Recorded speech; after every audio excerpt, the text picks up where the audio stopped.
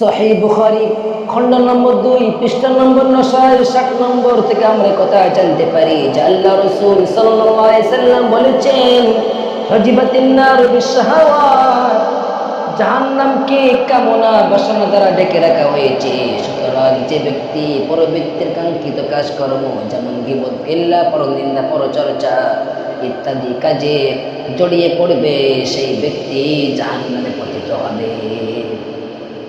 আর আমরা জানতে পারি আল্লাহ রাব্বুল আলামিন বলেছেন ওয়ানাহান নাফসা আনিল হাওয়া ফাইন্নাল জান্নাতা হিয়াল মাওয়া, যে ব্যক্তি নফসকে বিরত রাখবে কি থেকে?